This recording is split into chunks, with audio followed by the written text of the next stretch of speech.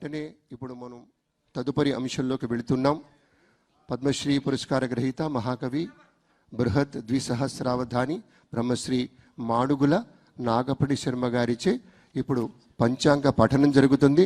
మనమంతా పంచాంగ శ్రవణం చేస్తాం. ఉగాది పండుగ పూట ప్రత్యేకంగా ఉండేటువంటి విశేషం గనక మన మాడుగుల నాగపడి శర్మ గారికి గట్టిగా మీ కరతాళ ధ్వనులతోటి స్వాగతం చెప్పండి. ఇక వెంటనే పంచాంగ శ్రవణంలోకి వెళదాం. శ్రీ మహాగణాధిపతయే నమః. ఐం మహాసరస్వత్యై నమః. శ్రీ గురుభ్యో నమః. వాగీషాద్యాః సుమనసః సర్వార్థానాం ఉపక్రమే యం నత్వా కృతకృత్యా స్యుః తం నమామి గజాననం. అందరూ ఉగాది పచ్చడి స్వీకరిస్తున్నారు కాబట్టి ఒక్క మాట అందరూ పలకవలసిందిగా నేను కోరుతున్నాను. శతాయుర్వజ్రదేహాయ శతాయుః వజ్రదేహాయ సర్వసంపత్కరాయ చ సర్వ అరిష్ట వినాశాయ నింబకం ఫలభక్షణం.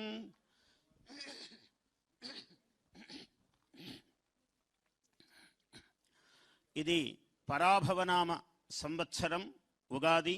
ఈ ఉగాది సందర్భంగా ఆంధ్ర ప్రజలకు, తెలుగువాళ్ళు ప్రపంచంలో ఎక్కడున్నా తెలుగువారికందరికీ ఆంధ్ర రాష్ట్ర తెలుగువారి ప్రియతమ నేత ఆంధ్ర రాష్ట్ర ముఖ్యమంత్రి వర్యులు శ్రీ నారా చంద్రబాబు నాయుడు గారికి, వారి యొక్క మంత్రివర్గ సహచరులకు, ప్రభుత్వమునకు, ప్రజలకు, అధికారులకు, నాయకులకు అందరికీ కూడా ఉగాది పర్వదిన శుభాకాంక్షలు, శుభ ఆశీర్వచనాలు.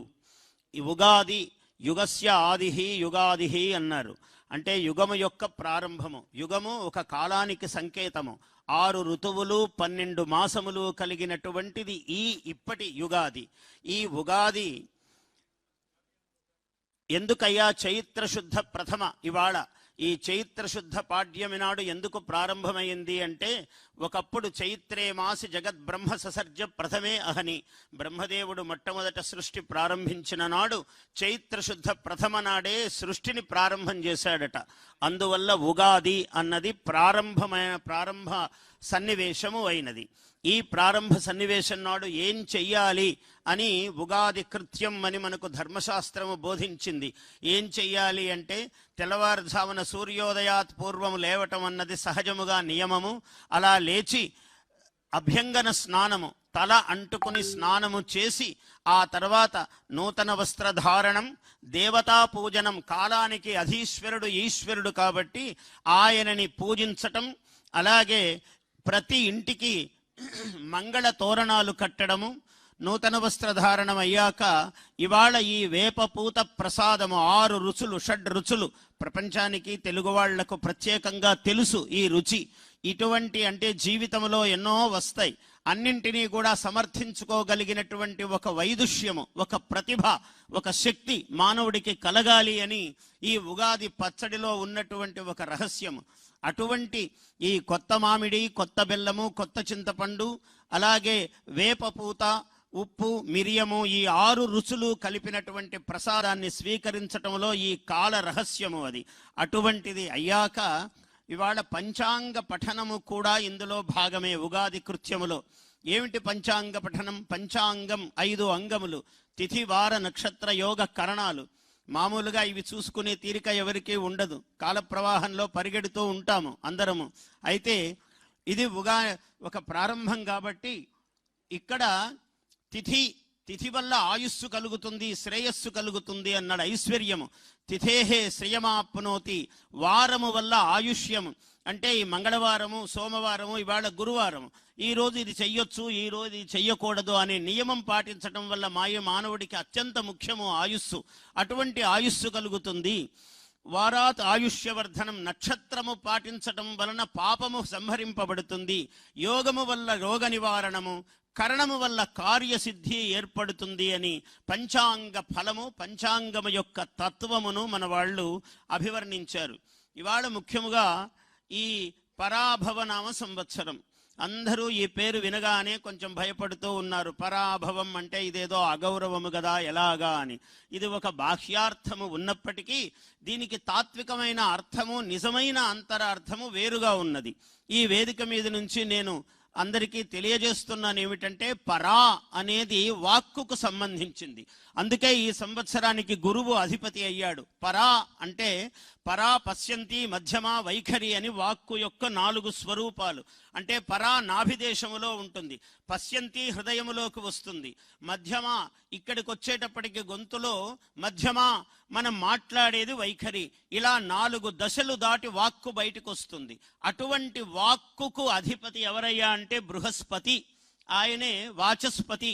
ఆయన అందుకని ఈ సంవత్సరానికి గురువు అయ్యారు. అంటే మనము గర్భములో, మనస్సులో ఏ సంకల్పం చేస్తామో అది ఈ సంవత్సరం చాలా ఫలిస్తుంది. అందువల్ల మన రాష్ట్ర ప్రభుత్వము, ప్రభుత్వ అధినేతలు ఈనాడు ఈ సంవత్సరము చేసే సంకల్పాలు కొన్ని వందల ఏళ్ళు, కొన్ని తరాల పాటు నిలిచేటువంటి ఒక గొప్ప యోగప్రదాయకమైనటువంటి సంవత్సరము ఈ పరాభవనామ సంవత్సరం. ఇది సామాన్యమైనటువంటి సంవత్సరము కాదు.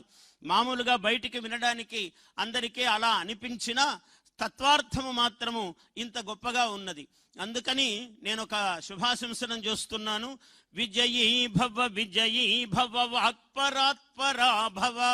పరాత్పరా భవ, పరాభవ దానికి రహస్యం అది. విజయీ భవ, విజయీ భవ, వాక్పరాత్పరా భవ. వాచస్పతి ప్రభువు అయిన వరరాజ్య స్థిరా భవ. రాజ్యము స్థిరముగా ఉండేటట్లు అద్భుతమైన సంకల్పాలు. విజయీ భవ, విజయీ భవ, విజయ పరంపరా భవ. విజయీ భవ, విజయీ భవ, విభవ శ్రీ ప్రాభవ. ప్రపంచాన తెలుగువాడు, ప్రపంచంలో అందరికన్నా తెలుగువాడికి ఒక ప్రత్యేకత ఉన్నది. మన భారతదేశంలోనూ ప్రపంచంలోనూ వీడెక్కడా మామూలుగా అందరిలాగా సామాన్యంగా ఉండడు. ఒక ప్రత్యేకమైన స్థానం కావాలని ఎప్పుడూ కోరుకుంటాడు. మన ముఖ్యమంత్రి గారి సంకల్పం కూడా తెలుగువాడు ఏ రంగంలో ఉన్నా అగ్రగామిగా, అగ్రభాగాన శిరస్థానీయుడుగా ఉండాలని వారి సంకల్పం. చాలా ఇటువంటి నేత మనకు దొరకటము ఆంధ్ర ప్రజలు, తెలుగు వాళ్ళ అదృష్టం. ఎందుకంటే ఏ రంగంలోనూ తెలుగువాడు పైన ఉండాలి అని కోరిక అందరూ కోరుతారా? అటువంటి వాడు మన ముఖ్యమంత్రి. ప్రపంచాన తెలుగువాడు జయధ్వజం నాటుతాడు, తెలివిని శ్రమతో కలిపిన జైత్ర పరంపరా భవ. తెలివికి, శ్రమకు తెలివి తోడు కావాలి.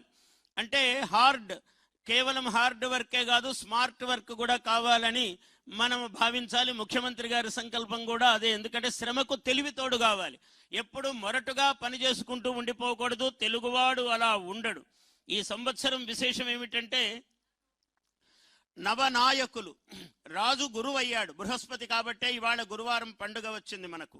రాజు బృహస్పతి, మంత్రి కుజుడు, ఇద్దరు మిత్రులు. అందువల్ల రాజు, మంత్రి ఎప్పుడైతే పరస్పరం మిత్రులో, కేంద్ర రాష్ట్ర ప్రభుత్వాలు పరమ సఖ్యంతో, స్నేహభావంతో ప్రజాహితమైన వైపున అడుగులు ముందుకు వేసేటువంటి పరిస్థితి ఈ సంవత్సరం ఉన్నది. రాజా గురువు కావడము చేత ఇంకో విశేషం ఏమిటంటే, ఈ వర్ష లగ్నము, జగల్ లగ్నాలని మనం పరిశీలించినట్లయితే మనకి ఈ సంవత్సరం వర్షపాతము చాలా విస్తృతముగా ఉన్నది. నిన్ననే దానికి శ్రీకారం అయింది. మనం అందరం చూస్తున్నాం. నిన్ననే వర్షం ప్రారంభమైంది. అంటే వచ్చే ముందే ఒక జయధ్వానం అన్నమాట. అందువల్ల నిన్ననే వర్షం ప్రారంభమైంది. పాడి పంటలు చాలా చక్కగా ఉంటాయి. రాష్ట్ర ప్రజలందరికీ చాలా అభ్యుదయహేతువుగా ఉంటుంది. ముఖ్యముగా యువతకు చాలా ఆశాజనకమైన పరిస్థితులు, వాతావరణాలు, ప్రభుత్వం యొక్క సహకారము చాలా ఉంటుంది ఈ సంవత్సరము. అలాగే జగల్లగ్నము వృషభము కావటం వల్ల స్త్రీలందరికీ కూడా చాలా అభ్యుదయ హేతువుగా ఉంటుంది ఈ సంవత్సరం. ఇటువంటి విశేషాలు. తర్వాత గురువు ఎప్పుడైతే రాజుగా ఉన్నాడో, భాష, సంస్కృతి మనం చూస్తూనే ఉన్నాం గత సంవత్సరం నుంచి. ఇంతగా సాంస్కృతిక చైతన్యము ఎప్పుడు గతములో చూచి ఎరుగము. దాదాపు 200 మందికి పైగా సత్కారాలు చేయవలసి వస్తే ఆయనకు ఎంత ఓపిక, 2-3 గంటల పాటు నిలబడి ప్రతి ఒక్క వ్యక్తికి సత్కారం చేశారు. ఈ సంవత్సరం కూడా అలాగే కొన్ని వందల మందికి, విశేషంగా ఎక్కడెక్కడో మారుమూలలో ఉన్నటువంటి మహాత్ములందరినీ కూడా గుర్తించి సత్కారాలు చేస్తున్నారంటే చాలా ఈ సాంస్కృతిక చైతన్యం ఈ సంవత్సరం ప్రత్యేకంగా మనం చెప్పుకోదగి ఉన్నది. అలాగే ఇంకా ఏం విశేషాలు ఉన్నాయంటే, రాజు ఎప్పుడైతే గురువు అయి ఉన్నాడో, రాజు గురువు అంటే అర్థం ఏమిటండి? అసలు మహా విద్వాంసుడైన వాడు గురువు, చాలా తెలివితో పనిచేసేవాడు ముఖ్యమంత్రి అని అర్థం. అంటే రాజు ఆయన ఈ సంవత్సర అధిపతి ఎలా అయ్యారో గురువు మనకు హైటెక్ గురు ముఖ్యమంత్రి. కాబట్టి గురువేమో మనకు రాజు ఈ సంవత్సరానికి, హైటెక్ గురు మనకు ముఖ్యమంత్రి అయ్యారు. ప్రభుత్వము చేసే పనులు ఈ సంవత్సరము ఏమేమి సంకల్పాలు చేస్తారో, ముఖ్యముగా ఈ దేవతల నగరి, అది దేవతా నగరి, అది విశ్వనగరి, ప్రపంచములో గొప్ప నగరముగా ఎన్నిక కావడానికి, ఒక గుర్తింపు పొందడానికి ఈ సంవత్సరము పాలకులు, ప్రభుత్వము తీసుకునేటువంటి అనేకమైనటువంటి విశేషాలు. ఆర్థిక బలము కూడా ఈ సంవత్సరం చాలా బాగుంటుంది. బుధుడు మంచి అనుకూలముగా ఉన్నాడు, అర్థమును కలిగించవలసిన వాడు. ఆర్థిక ప్రగతి ఈ సంవత్సరము ఎలాంటి తడుముకోకుండా అటువంటి సహకారాలు ప్రభుత్వానికి లభిస్తాయి. ఇది చాలా గొప్ప విషయం. ఎందుకంటే మహాలక్ష్మీదేవి యొక్క కృప ఉంటేనే ఏ పనులు జరగడానికైనా. ఇంకో ముఖ్యాంశం ఏమిటంటే, గురువు ఎప్పుడైతే రాజై ఉన్నాడో, యజ్ఞ యాగాది క్రతువులు మామూలుగా మానవులందరూ చేసుకోవలసిందే. ముఖ్యంగా ప్రభుత్వము కూడా ఆ దిశగా నడవాలి. దానికి చాలా సౌకర్యం ఉన్నది. ఇవి ఎప్పుడైతే చేస్తామో ప్రజలకు ఎటువంటి ఇబ్బందులు లేకుండా, కారణం ఏమంటే వర్ష జగన్ మనకు లగ్నాలను సూచించినట్లయితే అంతర్జాతీయంగా అంతర్దేశీయంగా పరిస్థితులు కొంచెం అంత బాగా లేవు. అవన్నీ బాగా లేకపోవటం వలన సరిహద్దు ప్రాంతాలలో కొంచెం సమస్యలు ఉన్న కారణం చేత రాష్ట్రము ఎంత బాగున్నా ఎంతో కొంత ఆ ప్రభావాలు మన మీద పడతాయి. కాబట్టి ఆ దోషాలు ఉపశమించడానికి మనము యజ్ఞయాగాది క్రతువులు, ముఖ్యంగా దేవాదాయ శాఖ చేయవలసినటువంటి పనులు చాలా విశేషంగా ఉన్నాయి. నేను ఆ సూచన చేస్తున్నాను. అటువంటివన్నీ నిర్వహించవలసిన బాధ్యత మన మీద ఉన్నది. మీ టెంపుల్ టూరిజం అన్న మార్గానికి కూడా ఇది చాలా ఉపయోగపడుతుంది వాళ్ళ ఈ సంవత్సరం. ఎందుకంటే దేవుడు, మనం ఎంత గొప్పవాళ్ళము ప్రతిభావంతులము అయినా దైవానుగ్రహము మనకు కలిసినప్పుడే.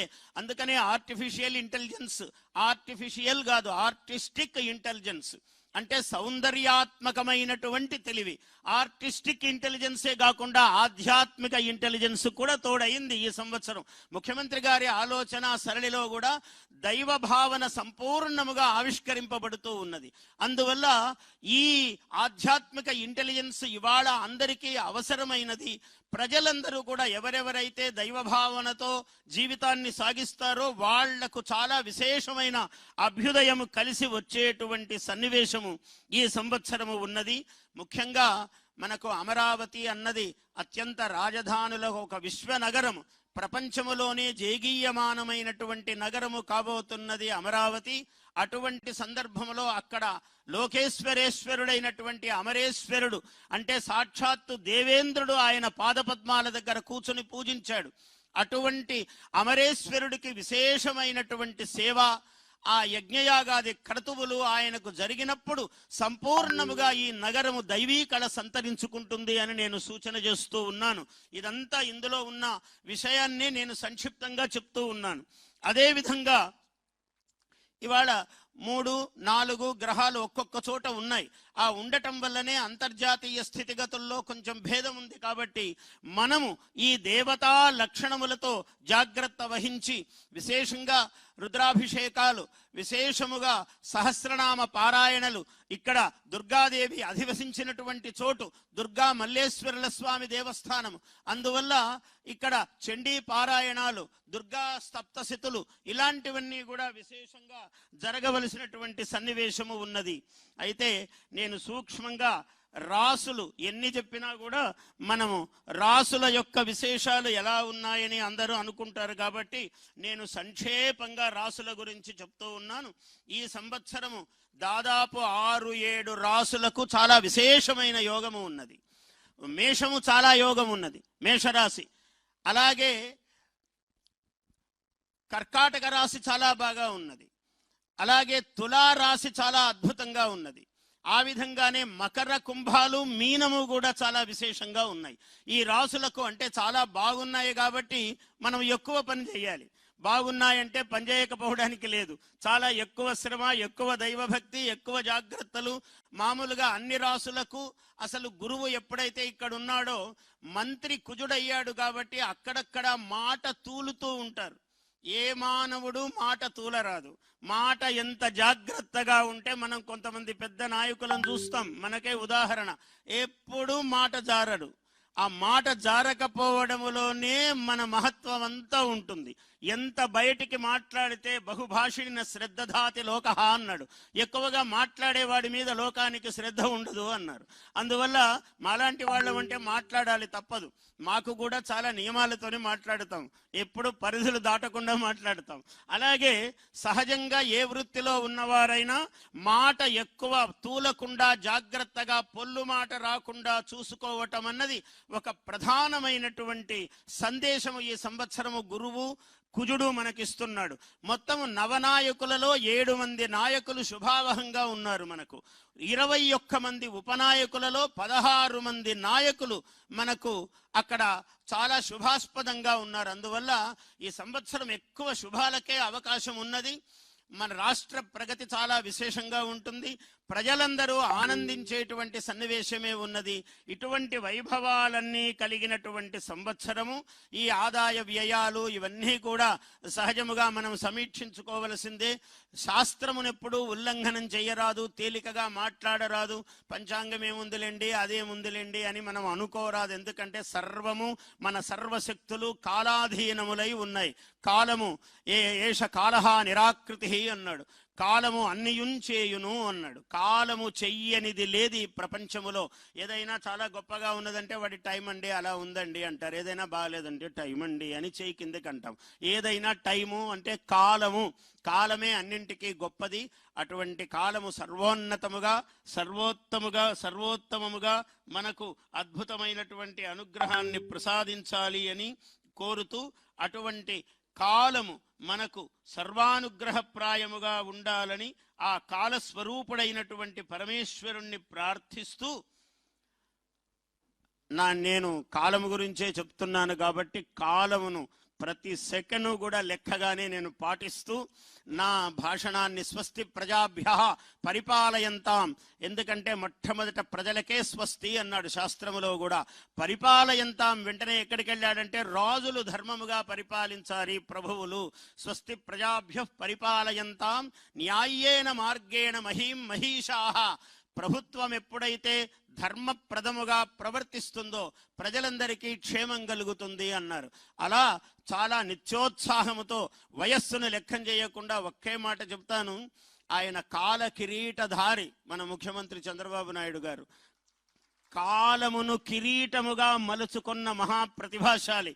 అందరికీ అలా చేత కాదు, చాలా కష్టము. మనము ఆదర్శముగా తీసుకోవాలి. ఏమిటంటే కాలములో అనేక ఒడిదుడుకులుంటాయి. ఎటువంటి పరిస్థితినైనా ఎన్నుకొని నిలబడి దాన్ని కిరీటముగా మలుచుకోగలవాడే మహనీయుడవుతారు. అటువంటి ముఖ్యమంత్రి గారికి, వారి కుటుంబమునకు, వారి యొక్క మంత్రివర్గ సహచరులకు శతమానం భవతి శతాయుః పురుషస్యతేంద్రియ ఆయుష్యేవేంద్రియే ప్రతిష్టతి. బ్రహ్మశ్రీ మాడుగుల నాగఫణి శర్మ గారికి ముఖ్యమంత్రి వర్యులు సత్కారంగా